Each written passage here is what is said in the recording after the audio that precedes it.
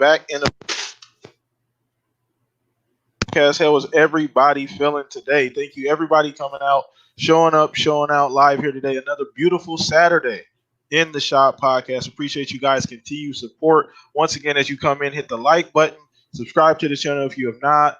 Let's go ahead and keep this thing moving, man. So you see, we got 4 people here this week. Stagger has made his triumphant return to the Shop Podcast. He took a little break last week. Pretty busy. He's been doing a lot.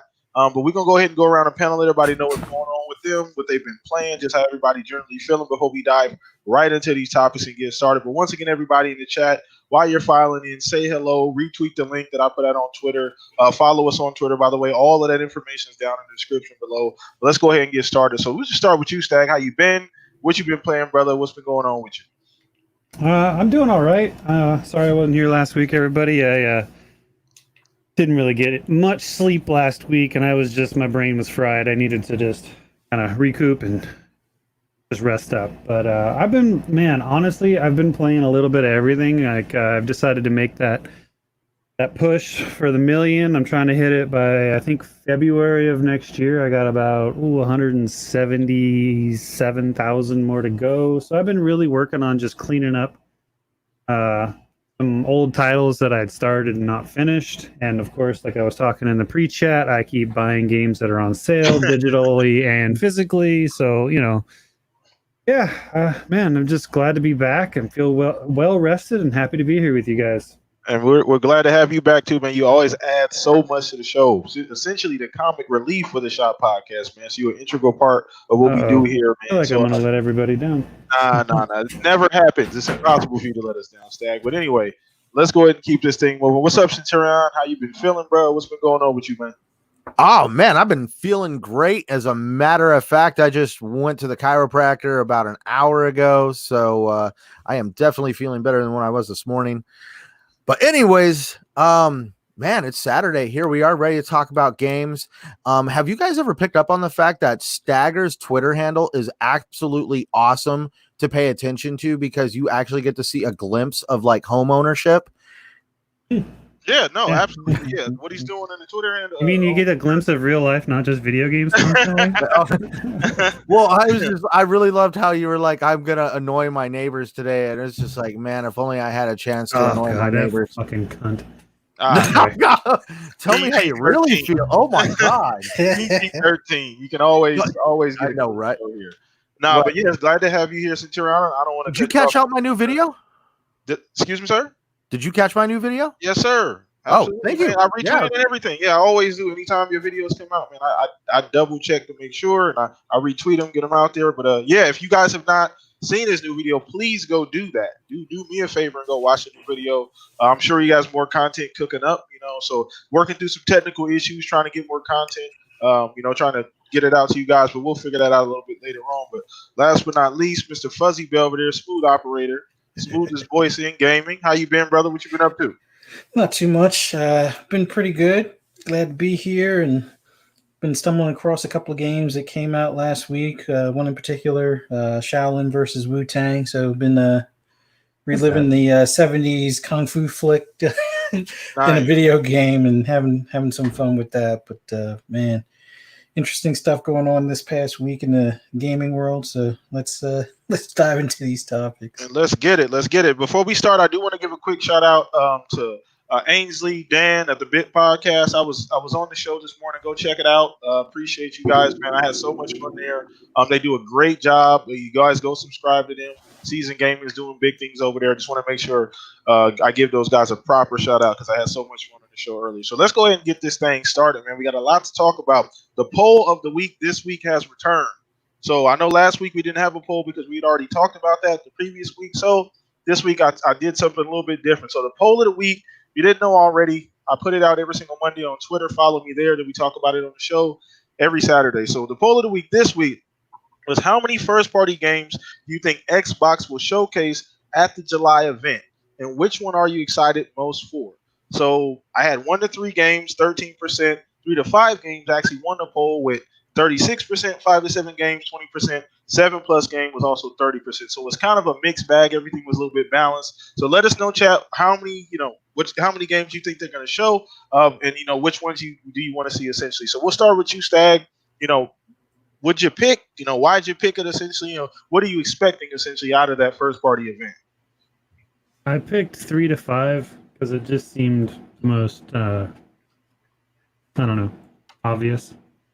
I'm not really excited to see anything. I mean, I'd love to see some more out of Halo, but that's not like a new reveal. I'd love to see some Fable to shut all you people up. That'd be great. God damn. But I don't know, man. Like I mean, you know me. I just expect. I don't have expectations really. I don't go into these things and get overhyped like a lot of people did with the last, the third party reveal and how everybody was feeling let down and whatnot. I'm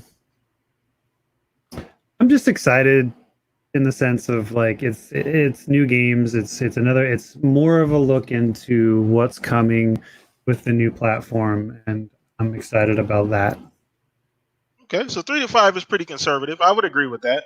I'd say that's a nice. I mean, we know 47. Well, the crazy thing is that the last 2 E3s they've shown, total, 15+ games. The last 2 E3s, not all of those are first party, obviously. Exactly. But they've had a nice, healthy balance of first and third party. So I think 3 to 5 is about a nice balance. Well, and they have to have that balance of like, if they show too much and like a lot of the games are still in like early, mid, not late development. I mean, there's obviously something they're going to show stuff that's probably going to launch closer to when the X launches. But if they, you don't want to hype up a game that's 4 years out too much, right? Yeah, it works sometimes, depending on who you are. Maybe you just sneak out some trailers or whatever and the actual gameplay footage and don't pay your workers. I don't know. I don't know. Depending on who you are. Oh, we're not doing that. We do that. We're not going there. But yeah, it like 3 to 5, I think, is a safe bet. We already know of probably, at least 2. Obviously Halo is the big one everybody's waiting to see. We know that's getting shown. They pretty much just come out and said that. A lot of people current gen graphics. A lot of people are expecting Forza, some type of Forza as well. So there's that, So 3 to 5, I think, is a pretty safe bet, I would say, as far as first party offers. It'll probably be 5 to 7, to be honest with you, but 3 to 5 feels about right. Yeah, and I'm kind of leaning towards a little more as well because we don't know how long the event is. It's going to be an hour. They were able to stuff a lot of stuff usually in their show on E3. I think the last one was like an hour and 20 minutes or something like that, and they were able to stuff a ton of games in there. So depending on how much time they want to take for each game, obviously Halo's going to get a showcase, and that's going to take a chunk of time.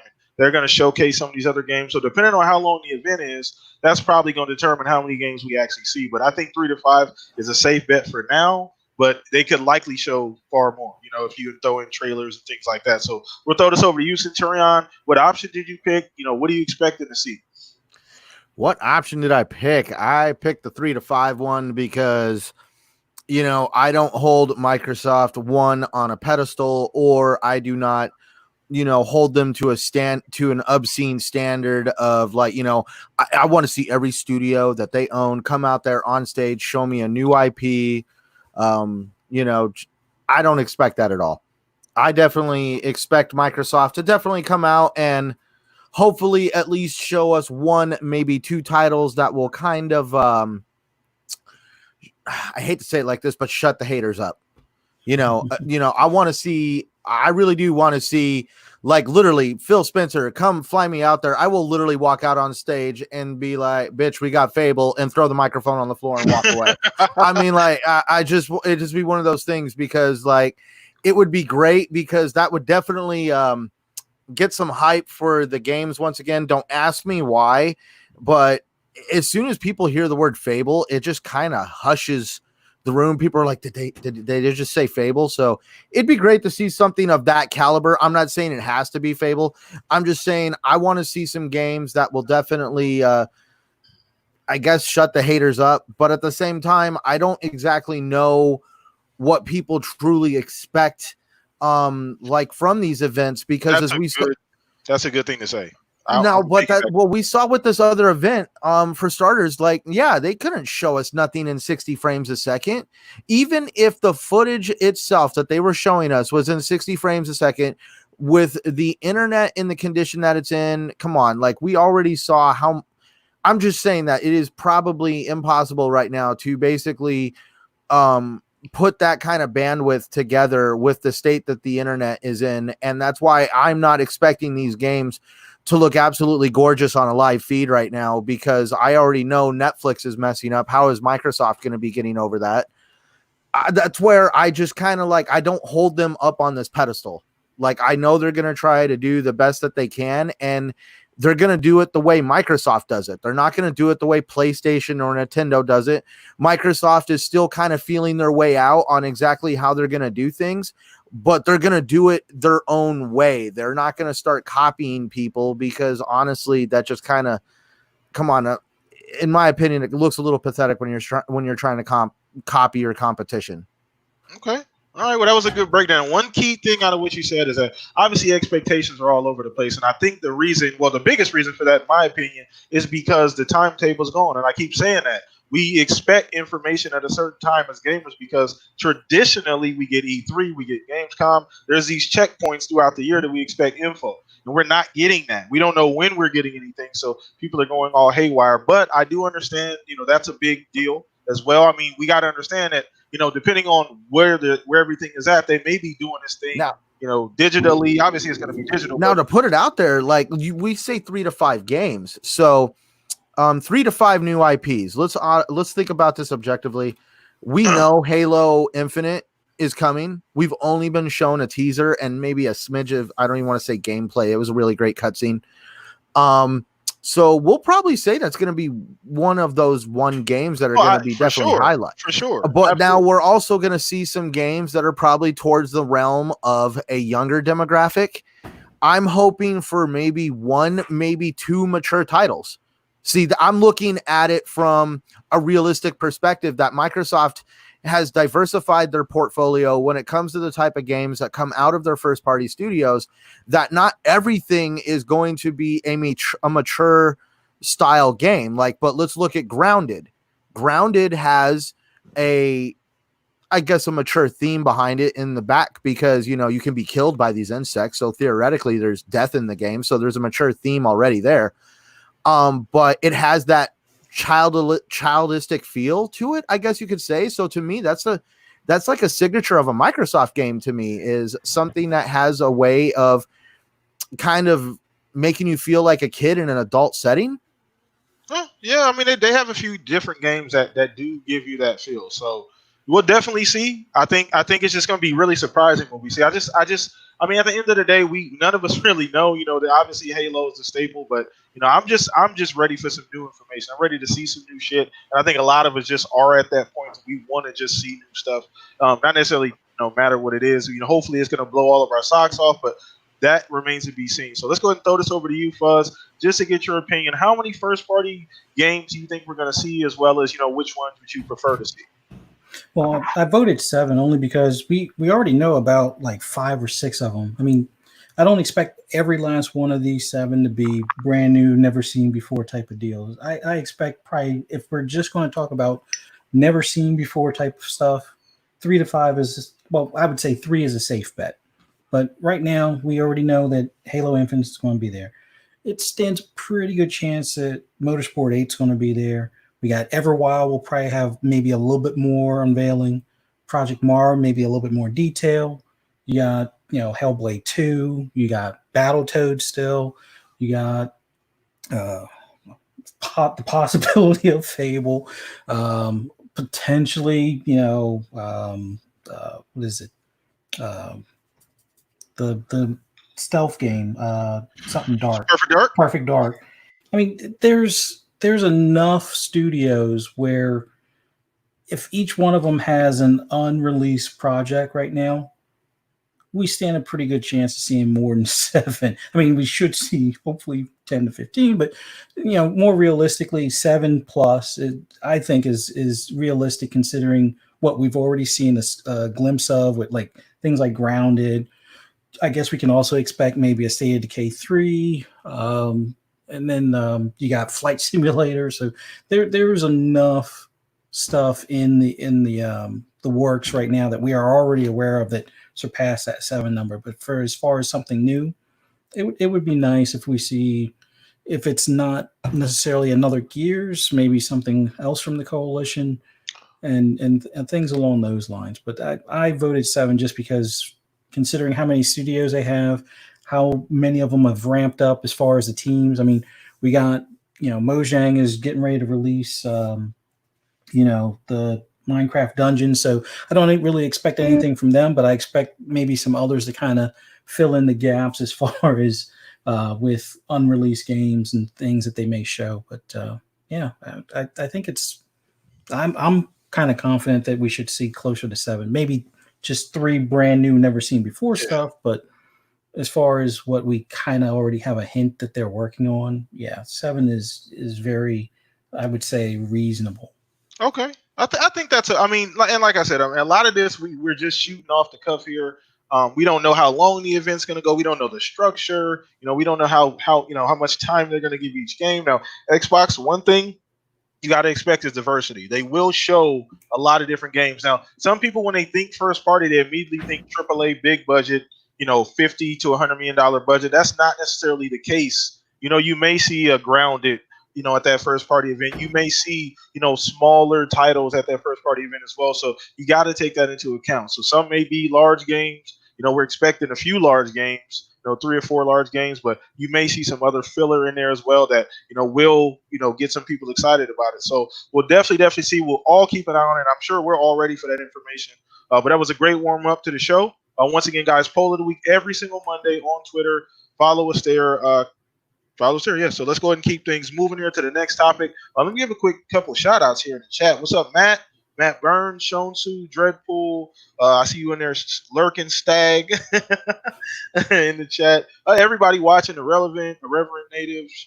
Everybody watching live. Appreciate you guys. Retweet and share that link as well. So let's go ahead and keep it moving. So next topic, we're going to be talking, speaking of, this is kind of a great segue. We're going to be talking a little bit about Halo Infinite. Now, this is something interesting because I've seen this here and there throughout the last couple weeks, and it's a very interesting question about the direction of Halo. So is Halo Infinite going to be make or break for 343 Studios? Some people feel like this is it. Like this is their chance to get it right.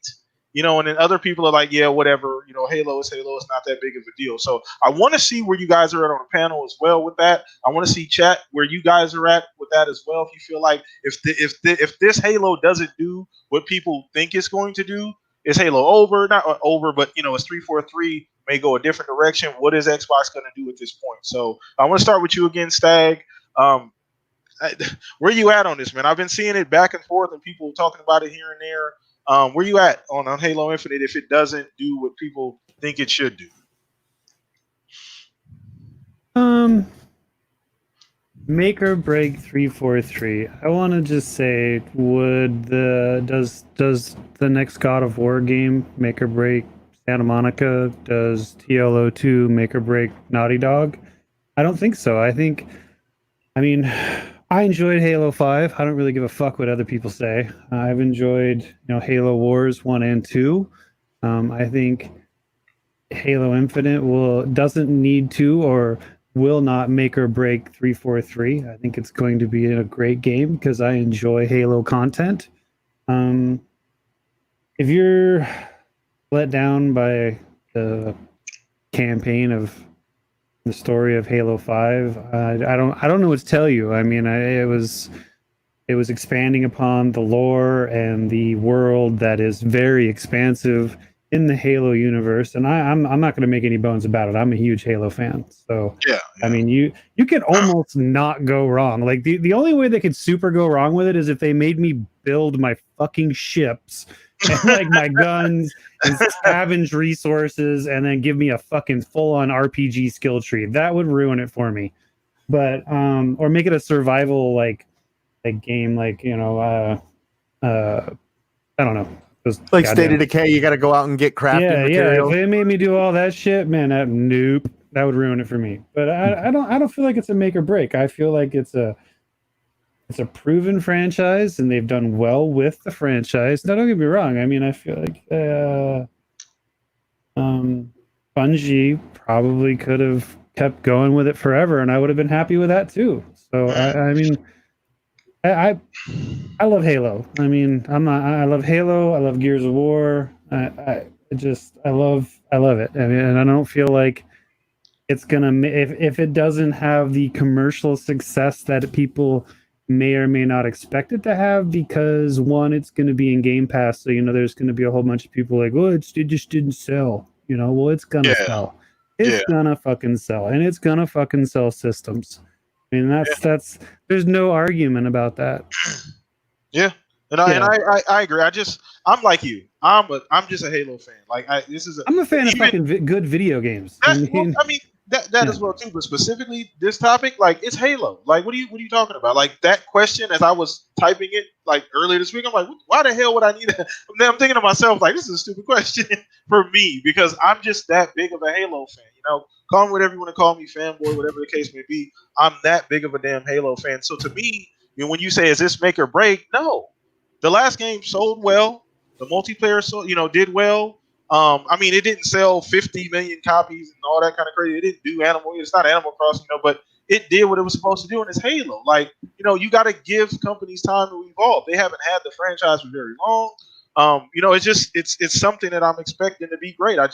Master Chief's there, I'm there. It's that simple for me. So that's all I really need to say about it. So let's throw this over to you. We're gonna switch it up a little bit. Let's throw this over to you, Fuzz. Just in general opinion, how do you feel about this? I've seen it here and there. Not saying it's a big deal in the community, because I don't think it is. I don't think anybody's jumping off the deep end. But I have seen some people saying that if they drop the ball, air quotes, drop the ball, that this may be a problem for 343. So how do you feel about that? I don't think it'll be a problem for 343 in the long term. I think, if anything, there's going to be those critics out there that are, no matter what they do, they could, check every box, do everything right, and they'll nitpick at something, whether it be, there's no double jump or something stupid. It's going to get, I guess, an unfair criticism to some extent, but I don't think it's going to make or break, 343 in the grand scheme of things. I think, if anything, with it being the way they've, cultivated Halo, being kind of like not necessarily a live service setup, but they're going to continuously do updates. So if they do, air quotes, drop the ball, more than likely they'll work to continue to write things as far as what the fan feedback is telling them. So I don't even think that that's going to be the case. But if it should happen, I think that they'll work with the fan base in updating content, updating story, which I expect them to have updating content through the next couple of years after the game is released anyway. So I can't see that being a make or break. I just think it'll be a matter of, will it be as commercially successful as like the original Halo? Who knows? But I think right now, just for it being back to the story with Master Chief, I think that will be enough for the fans and those that are kind of like on the outskirts that want to return to Halo or still interested in Halo to, hop back in. Yeah. Okay. All right. And I think that's interesting. So once again, chat, let us know. I know some people saying in the chat right now, every single Halo game has seen criticism. So that piggybacks right off of what you said, Fuzz, as far as, this is not new. Every game gets a certain level of criticism. When you're a game as highly coveted, as highly revered as Halo, obviously you get the extra criticism. It's not some $20, $15 game that comes out, slides under the radar. Halo, when Halo comes out, it's like a movie for a lot of people. So I get the criticism, and there's nothing wrong with criticism, at the end of the day. But Halo, like I said, if Master Chief is there, I'm there.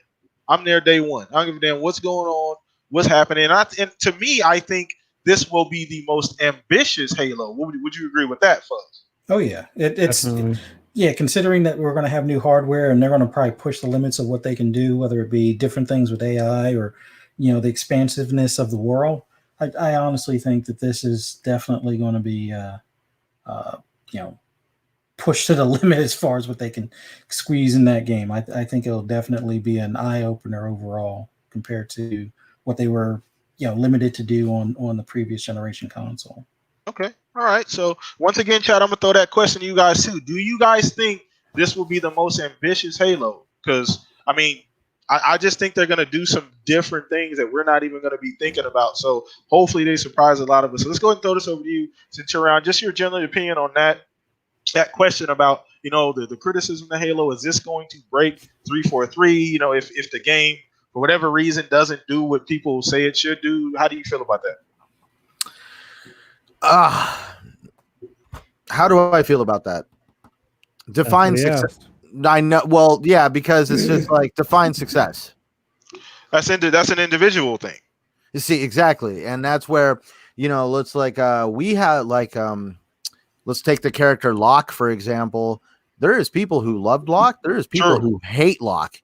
So whatever they do, if Locke is in the next game, those people are going to be pissed off. If Locke isn't in the next game, the other people are going to be pissed off. So no matter what, we already have that, like, we can't make everybody happy. So that's where I already know that Halo Infinite is going to probably be some beautiful graphical eye candy that's going to definitely highlight this new engine that they've been working on, and definitely justify the price tag behind not only Halo Infinite's production, but also the production of that engine. Is it a make or break situation for 343? I don't see the company. I don't see Microsoft going, oh, 343, you're no longer working on Halo. We're going to give it to one of our other developers. They might, at this point, if Halo doesn't exactly work out, they might have a little bit of a shakeup at 343, shall I say? Because like, look at like right now we have Rod Ferguson, who stepped away from the coalition. Depending on the success of Halo, you could have a little bit of a restructuring where some people get moved from one position to another and other people advance into a more better position than what they had. And we might get some new blood into the system and some new fresh ideas to help make these franchises even better. But I don't see them walking in and shutting the doors on 343. No, sadly, 343 has ingrained themselves into Halo.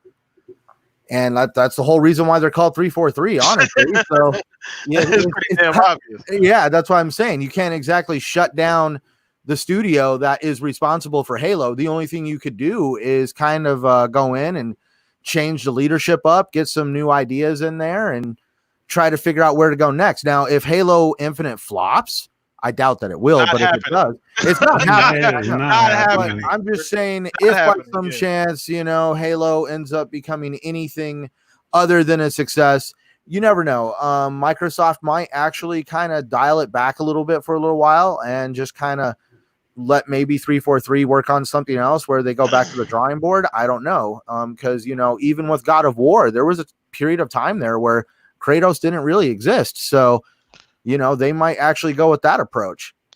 Yeah, I mean, all franchises sometimes do need to take a step back and breathe a little bit. And I think that's what this is, because, I mean, you could say, some people would say Halo 4 was, because, you know, I think Halo 4 was a fantastic damn game, especially coming out when it did at the ass end of the generation. So this may be that. But, I mean, all indications point to this being a fucking amazing, gigantic, beautiful experience that we're all going to want to play.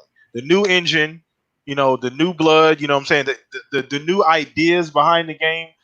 You know, we've talked about all the kind of things that they could do with the franchise and all the different directions that they can go. And I think we're all in for a real treat. I think we're all in for a real treat. Sit back, strap the fuck in, and let's go. It's Master Chief. There's nothing else we need to talk about. There's nothing else we need to talk about. Chief is back. I'm going to leave it there. But let's go ahead and move on to the next topic, unless somebody else had anything else to say and piggyback off of that. I know we're good. Okay, so no big deal. So let's go ahead and go to the next topic. So this is actually kind of one that I thought about as I was writing up the question, or as I was typing up the question. So there's been a lot of games come out, you know, between 2013 when the generation started and now 2020 that the generation is essentially ended. What game to you would define this generation? So this is also to you, chat. Let us know what game defined this generation for you specifically. Say that one game that says, you know what, this is the game that sticks out from this generation. We're going to start with you, Stag. What game do you think defines this generation? Man, I don't even know. Like, I saw you put the question in the topics for this week. I thought about it long and hard, and I don't. Yeah, I couldn't really come up with a definitive answer, to be honest with you. I don't like. I don't know. It's pretty easy. When I was thinking about it, and for me, like something jumps off the top of my head like right away. I mean, you could for multiple platforms. Obviously, you could pick one for each, I guess. And I was gonna.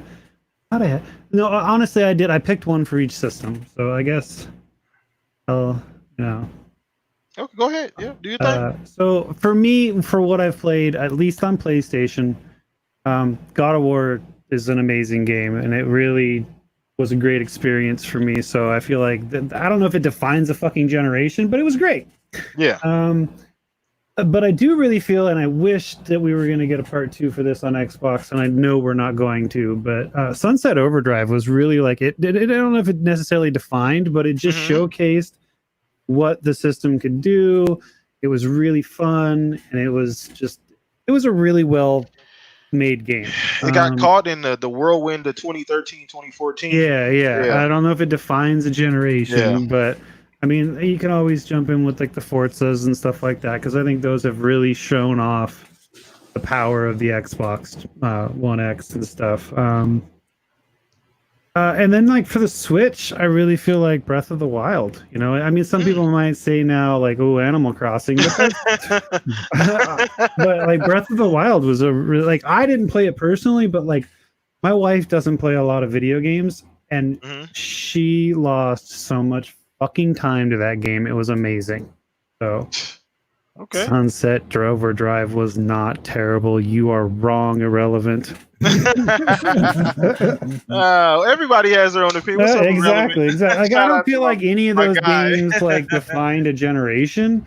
I just feel like those were like good representations of the systems. So got it. Okay. and So like honestly, I don't. I for Xbox, like I just kind of had like, I mean, as we all know, like Xbox has lacked on really amazing exclusives. And I'm an Xbox fan, but I'm gonna sit here and say that I don't feel like, for me, I haven't had amazing exclusives on the Xbox. Gears of War 5, still haven't finished it. Halo 5, great game. I enjoy Forza Horizon 4. It's a great game, but like nothing. I don't know. I don't really. Anthem. Yeah, definitely. good. Anthem. Good Lord. Here we go. I knew it. It was in chat. It was in chat. It wasn't even me. I saw it. I knew that was coming. Somebody was going to. I mean, like honestly, like the best game I've played this generation, and it was in 2019, and it's not even a high graphic game, and it was Children of Morta. Like, it's the fucking best game I've played, and on Xbox, hands down. And I don't even know how long. Like, I still to this day, they added content that has no achievements, and I'm going to go back and play it because it gives me more to do with the Bergsons, and I love that fucking family. So I don't know, man. It's all relative to what you like, I guess. It is. So. It is. To me, one thing sticks out, and I know it's ridiculous, but I think Anthem.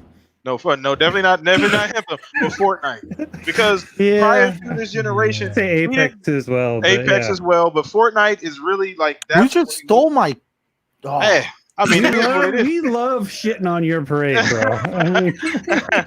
But no, I think Fortnite for me the whole battle royale scene, and the fact that it took over the world. See, and I didn't even think about that. I was just thinking like console, like based exclusive type deals. Sorry. Yeah. No, it took over. It's a cultural thing. It's not even video games anymore with Fortnite. That's Tell me about it. I just bought my kids a $25 fucking ninja pack. Come on now. Like, come on. My dad, one of my favorite streamers. Oh my god. All right, fine. It's its own entity at this point. You know what I'm saying? So like, cringe. I would be so cringeworthy. Be like, Ninja's my role model. Oh god. He's not a bad. He's not a bad. I mean, that's not a bad person to look up to. I mean, especially for kids nowadays. He loves watching his Fortnite content. Yeah. So I mean, either way, I think that game defines this generation, because I mean, before we didn't have these free to play. We had free to play games. We had these battle royale wasn't a thing. Before this generation. So I think Fortnite, for me, when you say between 2013 and now, that sticks out. It took over the generation, and it's continued to do so. Some people may say Other games, more exclusives, God of War, things like that for them. But that may be your personal choice. But I think when you think of this period of time, Fortnite it stands head and shoulders above those other games as far as just reach, as far as impact, what it's been able to do. It single-handedly turned Epic into a multi-billion-dollar company. Where they can have their own, essentially their own service now. That wasn't something that was even Epic was even capable of, last year. So it's done a lot of big things, and a lot of games have come along to try and get on that wave. Some failed, some have done pretty good. So I'm thinking Fortnite. But let's go ahead and throw this over to you again, Fuzz. Is there a game this generation that's defined it, in your opinion? Well, looking at the grand scheme of things, yeah, Fortnite or just Battle Royale in general. But I was thinking just more so a game that outside of Battle Royale that a lot of other games try to mimic. And you got The Witcher 3. Technically, it's still the game of this generation. And because of its success, because of all the fans that love RPGs and love that style of game, you have so many open world games that have RPG elements in them. I mean, you even got RPG elements in shark games and racing games. God, I can't wait for that game. But I was thinking Witcher 3 because if you look at the beginning of this generation up to now, you got The Witcher 3 at the very beginning, and then you got Assassin's Creed Odyssey towards the end, and a lot of other coming out. And you got Cyberpunk coming towards the end of it as well. So it's I would say that's kind of the defining aspect. Although you're right, when it comes to Battle Royale, everybody and their grandma wanted to add Battle Royale to their games. I mean, even Forza Horizon has a Battle Royale, which I thought it was just, everybody used to joke about, and then they actually went and did it. But The Witcher for, numerous reasons, because, open world RPGs, that's kind of, I would say most of the games now are kind of along those lines outside of Battle Royale.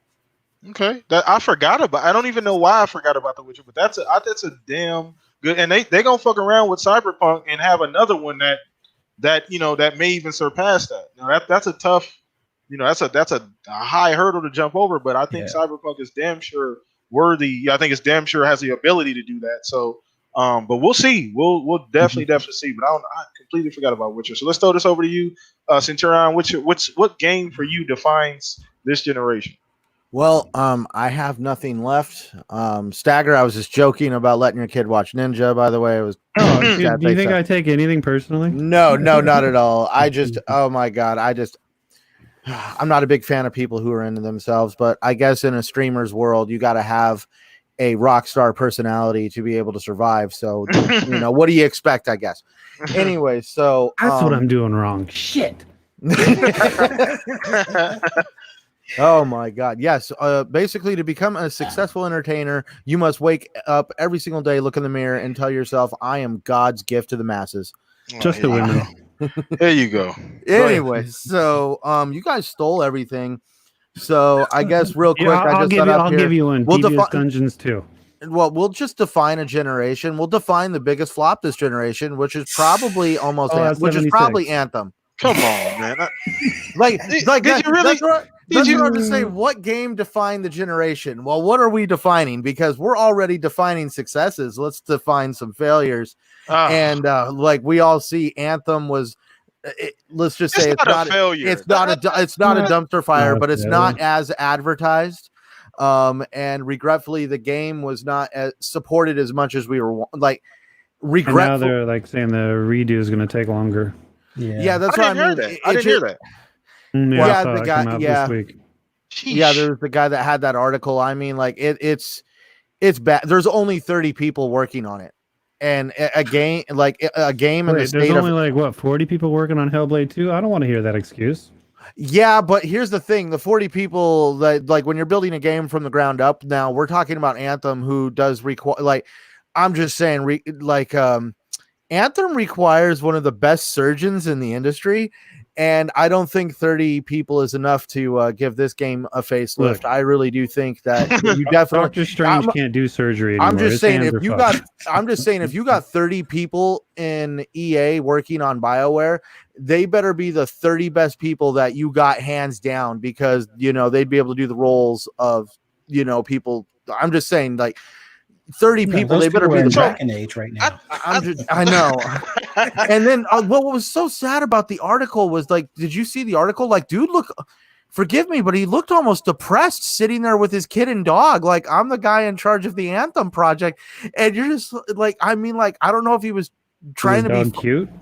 The dog was actually one of the best parts of the photo. Well, then that's all you needed. That's all I need to hear, man. Yeah, right. But no, Anthem, I'm not saying is a dumpster fire. It's just fun, I guess, to make the joke. It is fun to play. Like, let's put it this way: there's a mechanic behind Anthem that is unique to Anthem. There is no way to duplicate that in any other game right now. Like that whole Iron Man thing of just climbing into a suit, flying around, fighting, being in a javelin is an exclusive experience all in itself. And it's sad to see that experience was pretty much, I would like to say, kind of put out to pasture by EA. Like, they gave it to 30 people. The game is in a horrible condition. It definitely needs a lot of work. And EA gives up on things that aren't instant successes. So I know that's the sad part, is it's not an instant success. So therefore EA, like with Andromeda, I enjoyed, and there was a lot of potential for the story. Yeah. Like, you could come on, you played it, Fuzzy. Yeah, it was like Star Trek in a way. I mean, that was my first Mass Effect. I loved it, but no more DLC. They just kind of like, oh, well, it didn't sell. Dude, everybody hates it.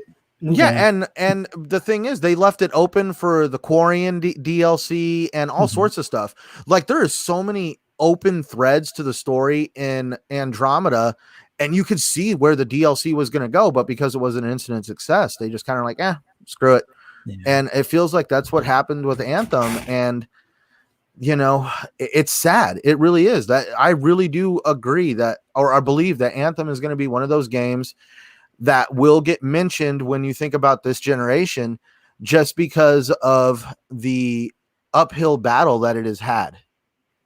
Okay. I agree. I mean, it's Anthem is such a weird game because the best parts of Anthem are really, really good. Like, they're really, really, and like you said, the flight, the gameplay is amazing. Like you said, it's an exclusive experience. There's no other game you're gonna get that. The closest thing is maybe like Spider-Man. You know what I'm saying? Like being able to free roam, kind of fly around, and obviously it's not flying, but you're swinging, just feeling like the scope, like I'm in a big ass area and I have to fly to get around because it's so big. So, and there's no other game that provides that at this particular point. So it has. I like what Shansu is saying. It sold well. Well, of course, like I'm just saying, of course the game sold well. That game was pitched as the Destiny. That game was pitched as the Destiny killer. Yeah. That game, had so many people ready to play. I was Anthem. On board. Oh my God. I was all over it. Yeah. And that's why, like, I can't look at the sales numbers for Anthem, because, like, if you look at what was shown at at E3 when Jesus Christ, like with that, remember that when the guy came out? I mean, you're like, oh my God, this game's gonna be beautiful. And what we got was not what was shown, and that is just like so sad that it happened that way. Well, there's a lot of other. We can talk about Anthem for the rest of the show, but there's some other things. Let's do it. Fuck the topic, man. There's some other things that happen as well. We give a lot of blame to EA. They dropped the ball. They kind of just, like you said, handed this off. They didn't really care.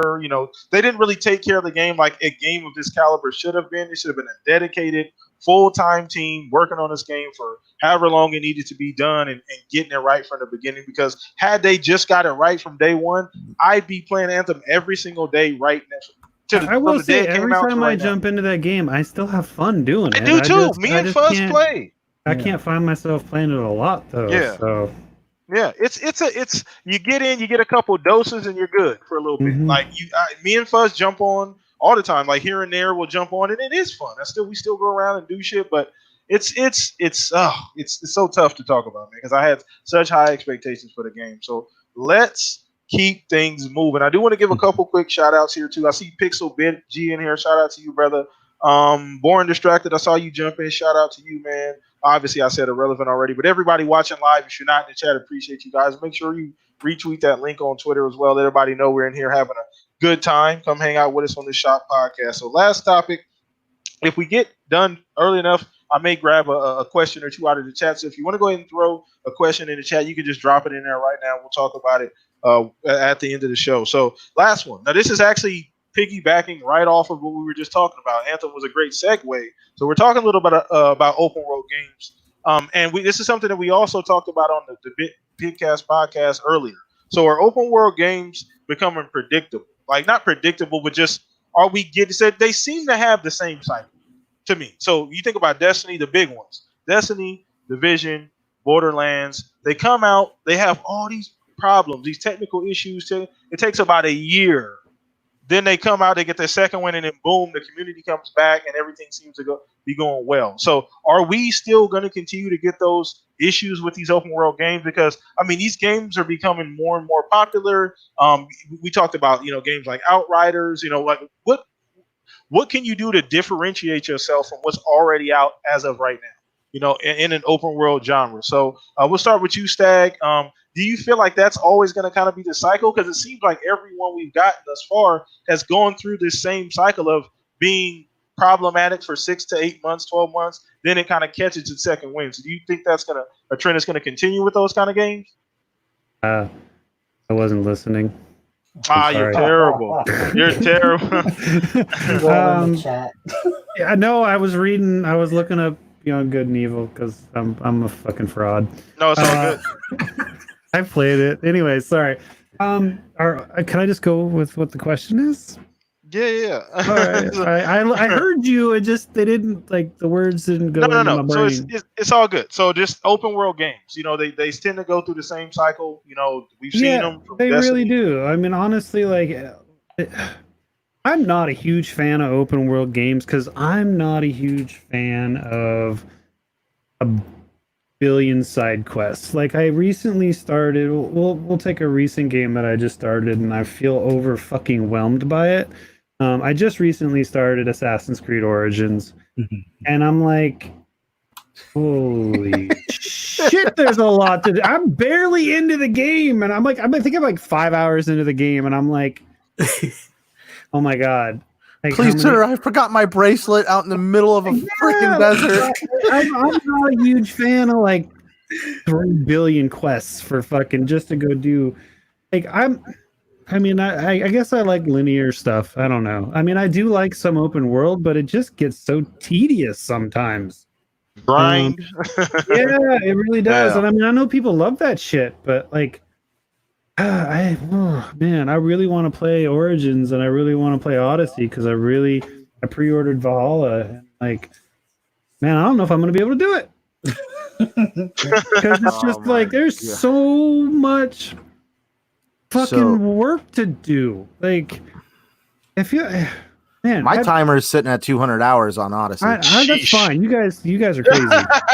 I just want to beeline that fucking storyline. You know what I mean? And Origins, you gotta go do all the side shit so you're strong enough. You think to it's do bad the now shit. in Origins? Wait till you get it in Odyssey. You say beeline, you're gonna be like, oh, the quest is over there, and you're like, who put an ocean here?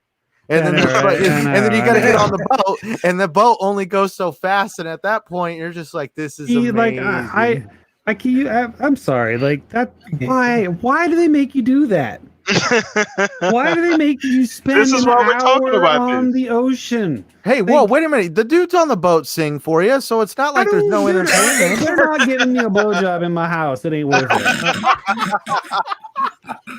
Just saying, oh god, why do you? I just want to climb on the dude's dick in Odyssey, and then I think I'll stop playing. That's it. You can do that in the first 15, 20 minutes of the game. So don't worry. Be like everybody else, climb up the statue, hang from his balls, and be like. I think it's actually one of the first quests you got to do is climb to the top of There's no achievement for that. I bet they couldn't say they didn't do that. They didn't give an achievement. Not to my knowledge. If they did, it would be great. I would have already done it. No, I know people love that shit. I mean, people love fucking all that shit in RPGs, and I've grown to love some RPGs. I will say that like Mass Effect was one of the first, I guess RPGs I've played, and that was still like I really felt like because I played Mass Effect 2 first, and then I went back and played 1, and I've played 3, and I'm still working on Andromeda. But like I really really loved the game, and I'm a huge Mass Effect fan. But it just felt like there was so much busy work. You know what I mean? Like I don't want to help you save your friend. Like, why don't you fucking get off your ass and go fucking get him, NPC? You're not doing anything here. You're just standing here to give me XP for fucking, like you said, fetching your stupid bracelet. Oh, wait a minute. But wait a minute. They're scared of the snakes that have the bracelet. Fuck you. Too much. Not you, him. But no, I just, man, I don't see the formula changing. You know, I mean, it's tried and true, and people like it. You know, if you like open world games, that's fine. I don't mind the open worldness, but I appreciate it more when the side missions are optional. You know, when they're required to do in the sense of that maybe they're not necessarily required, like you have to do them, but like with Origins, you pretty much have to because like you have to be a certain level to go. I mean, you can try and go fight these fuckers that are like level 30 when you're a level 10, but good luck with that shit. But you kind of have to do the side missions to rank up to get stuff to go fucking be stronger and cooler. So and that doesn't make them optional in my opinion. You know, like I can't just go do the story. Like I don't mind the story being really long. But like, man, don't make me do everything. I get it. I understand, and everybody obviously must be a lazy gamer. I'm asking this question. So we all have different personal opinions about this, but that's completely fine. You know, and I do agree to some extent. You know, there are some things that are fetch quests, things like that. But I mean, the grind is what keeps people coming back. You know, it's like gambling. Like, why are you going to waste your money? But I see you at the casino every weekend. Like, you keep losing your money. So it's this grind. You kind of get into it. You know, you get a little bit. They reward you just enough to keep you going through the grind. So it's just I don't know. You know, they kind of weaned us on that. You know, Destiny. You know, Borderlands. I got to get that gun. I got 8 of these guns, but they all got different ability. You know, they all got different configurations. I got to get the right perfect fucking configuration. Division 2, me and fucking Buzz play it all the time. Like, I got 20 of the same guns, but this isn't the right one. Like, I need one with this, and this, and that on it. So, yeah, I completely understand what you mean by that. So, let's go ahead and throw this over to you, Fuzz. As far as the games, you know, coming out, having that cycle where they just it hits this rough patch and then they get the second win, and then year 2 they kind of figure things out. DLC comes out. We've seen that with Destiny, with Division, with Borderlands. Like, you think that trend is going to continue? Unfortunately, yeah, and I think there'll probably be even some more, I won't say bugs and glitches, but there'll probably be some unexpected things with the new generation consoles, because they're going to test things with the AI, or they're going to test things with, you know, maybe the side quests, trying to make them more engaging and things like that, and then they'll wind up being bugged and have to patch them. But I would say, as far as predictability, Ubisoft open world, yeah, they need to. I mean, I'm hearing Valhalla is going to have it where you don't necessarily need to do the side missions, because it's not going to be as much about the grind of getting your character to a certain level. It'll just be about the gear that you get, and there'll be like a power level. So it'll be a power level for your gear, similar to, I guess, like Anthem or even like Destiny, but not really focusing on the, you know, the level of the, you know, the character versus like the NPCs and things. But yeah, I don't know. I would like for developers to kind of listen to the fans from get-go and have a little bit better sense of, you know, how loot should be distributed and not be, I won't say as stingy, but it seems like a lot of times they'll you know, be very, very restrictive on what drops, and then people get pissed off, and then they leave the game, and then they're like, oh, we'll open up the floodgates. And then after they do that, then the hardcore gamers that have always been playing it will say, oh, I'm leaving this game because it's too easy now. And then they'll, you know, kind of nerf things, and it's almost like they should have like a focus group, as well as their you know, testers, bug testers or whatever, and kind of get a good blend or an idea. So that way, that first year, second year, the only real thing that they have to worry about is just staying on schedule or releasing content, as opposed to having to patch or nerf or fix bugs and things like that. But yeah, I think it's only going to get worse as time goes on, because we're going to ask for more features and get more features that will probably be just as buggy, because the devs are kind of learning on the new hardware and learning with the new systems and things like that. Okay, so I want to throw you an additional question first. What do you think a game could do to separate itself? Like what? Not necessarily maybe just one thing you would like to see in a game that kind of separate itself in that particular genre.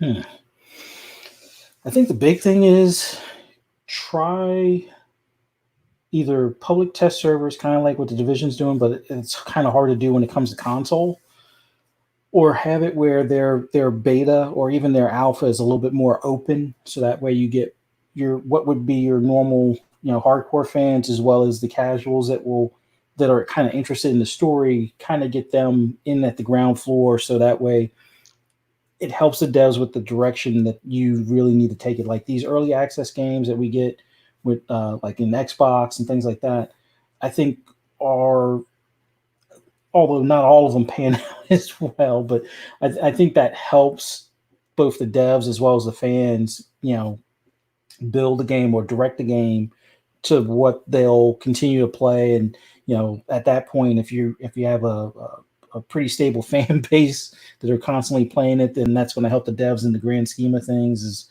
long as they don't kill it with the monetization based on that. But I think they really need to either open up their alpha a little bit more, because it seems like it's very, very closed in a lot of cases, and then open up the beta, or maybe extend the beta process. So a year before releasing the game, although that may kind of spoil some things for some people, at least have a nice slice of it that's replayable, and you could test all the systems and things like that in that first year or the year before its official launch. Okay. All right. I like that idea. I like you just kind of at the ground floor, kind of getting a broader opinion of, what should be in a game, features, things like that. I like that idea as well. Before you actually start, shipping the game and getting the game to its final versions, you just get a broader idea. So shout out to Stag, man. We were talking about that game today too, and I didn't know much about it like 8 months ago. Outriders. Oh. And yeah, I didn't even know like Square Enix was publishing that game. I was like, what the heck? I didn't even realize It looks fucking good. Yeah, Hopefully people can try is making it the same people that made Bulletstorm. I love Bulletstorm. Square Enix is actually publishing the game, and I love Bulletstorm too. It's madness, and I love it for what it is. But yeah, that game looks great. I mean, it looks a little different. It's third person. I think it's third person. I don't think there's a first person view at all, which is kind of nice. But it looks a little different. So we'll definitely, hopefully, we see that game, on somebody's console here within the next month or two as well. At least some type of early. It doesn't even have a release date yet. Yeah. So I don't know how far along it is either. So it's kind of an anomaly at this point. But yeah, Centurion, let's get your opinion on that, man. This open world games, man, becoming that cycle that we continue to see with these games coming out. They're not right for a period of time. The large groups of people say, hey, we're going to leave this game, and then they come back. And is that going to continue going forward? Probably more than likely, because we're also going to be using new technology like ray tracing and all sorts of stuff next gen that are going to create a whole slew of new problems and bugs and glitches that we've probably never seen before.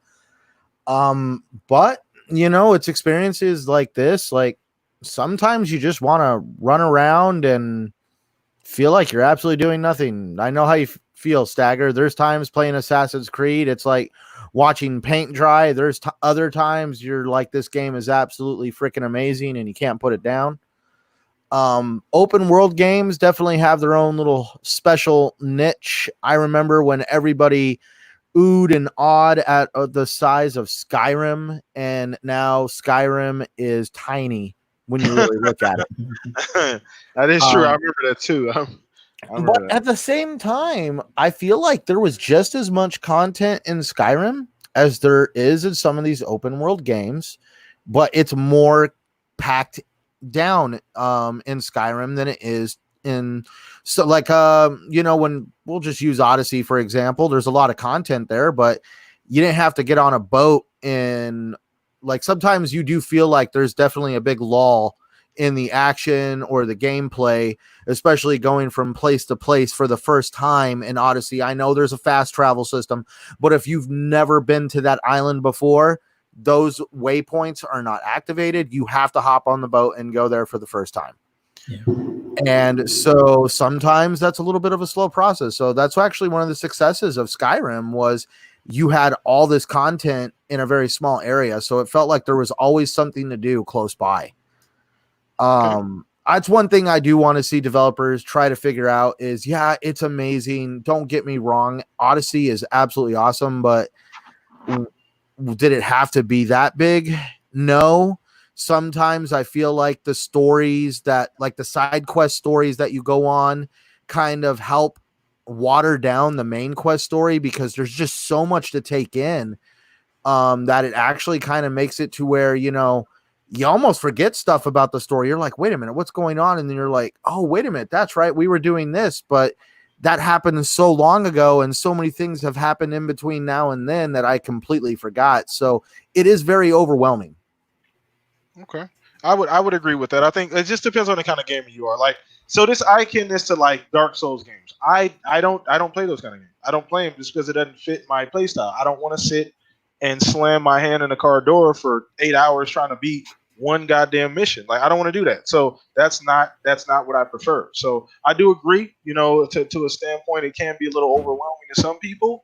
You know, it just depends. And I think there's some different things, and I think we will see some different things going forward with the open world games, these Destiny like Borderlands like games that we see that take a lot of elements from other games and use them. So I'm really excited going forward about a lot of things that we're going to see. But we're going to go ahead and take a couple quick questions here. We got a couple already in the chat, so thank you guys for throwing those. If you guys want to throw more in there, we'll take a few more. You know, feeling good today, so we'll answer. We'll start with Shonsu, and this is a pretty straightforward question. He said, will there be a custom Halo Series X console and a custom Forza Motorsport 8 console at launch? Now, I don't know who wants to take that question.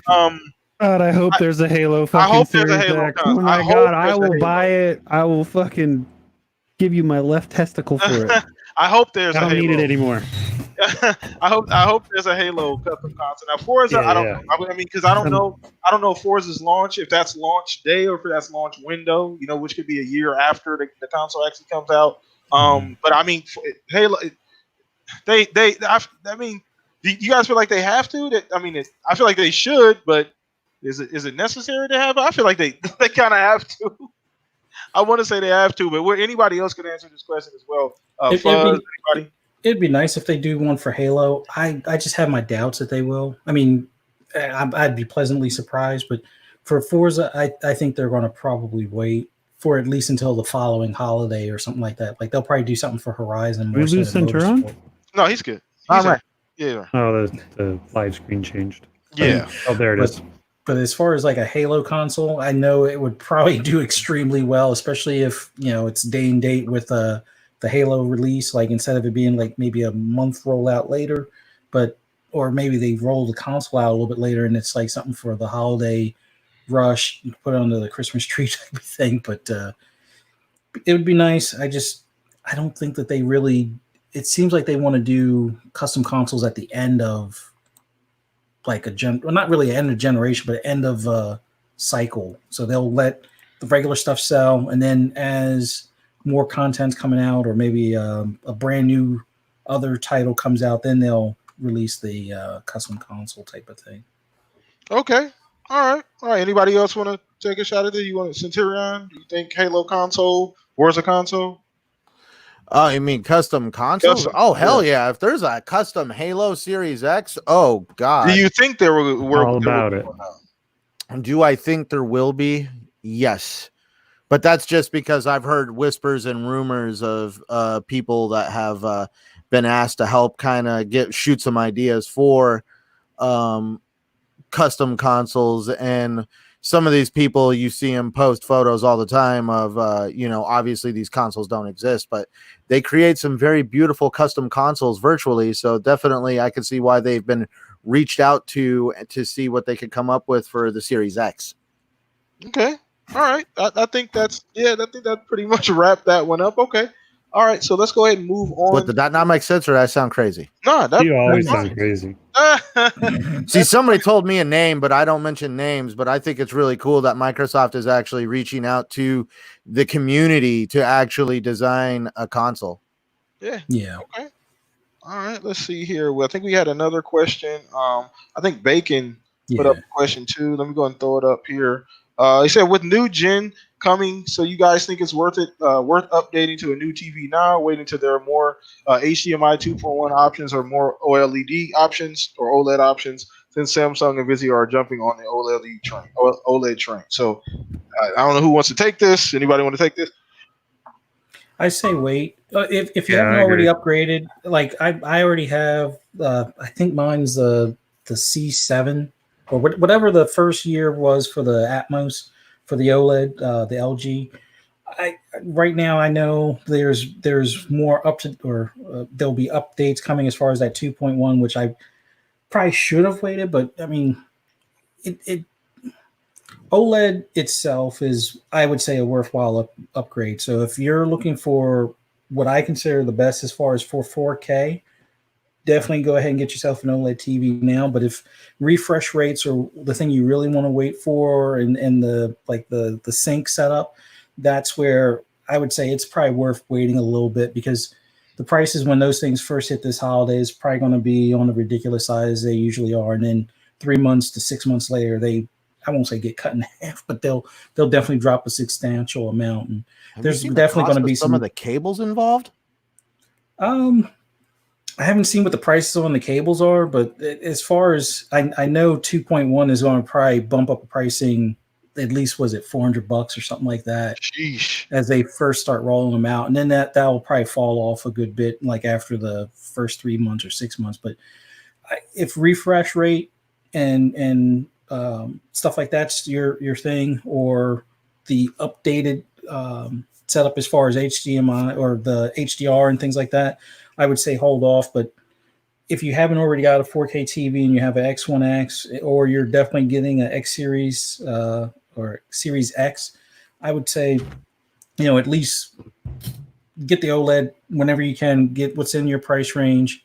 I was happy with the LG, but I know that there's a lot of other 4K ones. Like the TCL was a pretty good one too, even though it's not OLED. But yeah, I would say OLED is the thing to upgrade for. The 2.1, if refresh rates are your thing, wait for it. And that's about the best way I can put it. Okay. All right. So, all right. Awesome. Awesome. Not a problem. So we're going to wrap it up with that, man. It was a great, fantastic show. Another week in the books, man. Appreciate you guys hanging out with us. Hope you guys enjoyed the show. One thing I do want to say, guys, as the show continues to grow and you guys continue to support the show, I rely on a lot of feedback. You guys give great ideas. Generally, you guys hit me in the DM from time to time, as well as on Twitter. So, keep throwing those ideas. Any way to improve the show. Obviously, you guys can see we switched to a new, different layout. Essentially, got some new features that we've never had. So, any way to improve the show, you guys just let me know. But I appreciate you guys. You best.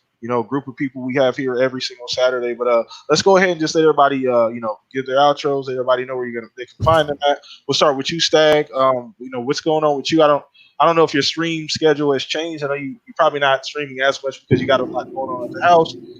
But what's kind of going on with that, and where can everybody find you at?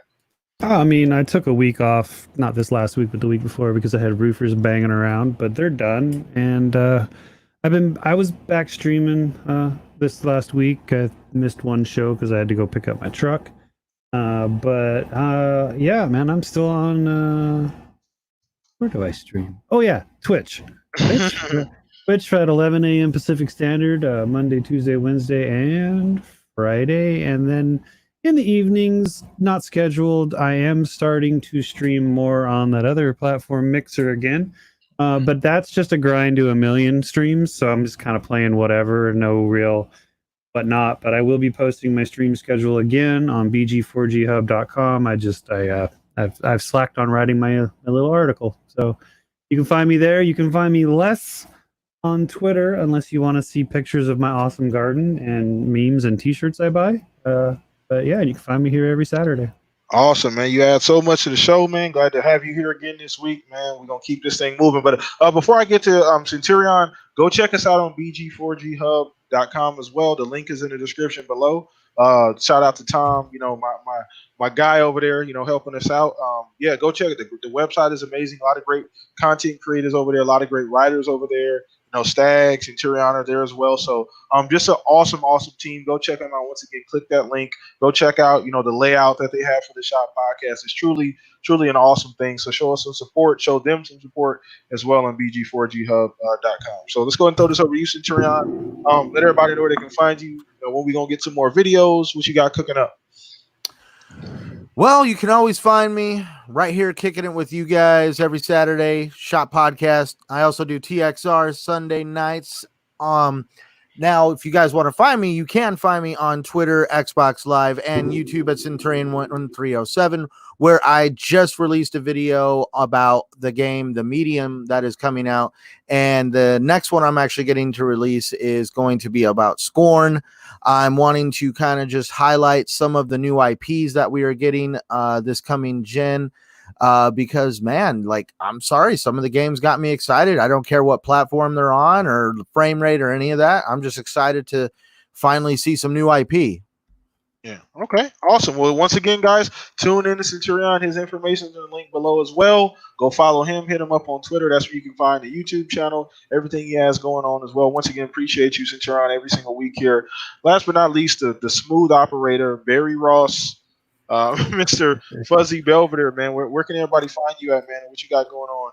Oh, want to apologize if you guys hear explosions in the background. Apparently, it's the 4th of July here in my area. So,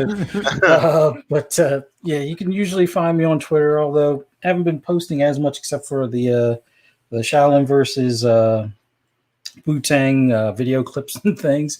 But yeah, you can find me on Twitter at Fuzzy_Belvedere, on Instagram, Fuzzy Belvedere altogether. And you can always catch me on either Xbox Live or PSN. PSN is Fuzzy_Belvedere. Xbox Live is Fuzzy Space Belvedere. Awesome. Check them out, man. Check them out. And you need to hit up Ainsley, too, by the way. You were talking about some car stuff, and he had some questions about GT and Forza. So Okay. I directed him to you for those questions. You can check it out, man, because he may be hitting you up soon about some things. But either way, Okay. I appreciate you guys so much. Thanks, Fuzz, for always being here every single Saturday, man. You guys all like brothers and me. So last but not least, your boy PTK Blam. Hit me up on Xbox Live. I'll be playing tonight online, so hit me up there. Check me out. Twitter as well. That's where you'll be able to keep up with everything going on with the Shop Podcast. Obviously, like I just said, bg4ghub.com. I believe / the Shop Podcast. Check us out there as well, man. But I appreciate you guys every single week. We're going to have another guest next week. So I will let you guys know about that specific guest on Monday. I'll put out the tweet. We already got them lined up, so everything is good to go there. But yeah, guys, enjoy the rest of your weekend. Have fun. Be safe. Wash your damn hands, all right? Wash your damn hands, everybody. But we love you guys. Peace out. We're out of here. See you next week. Later.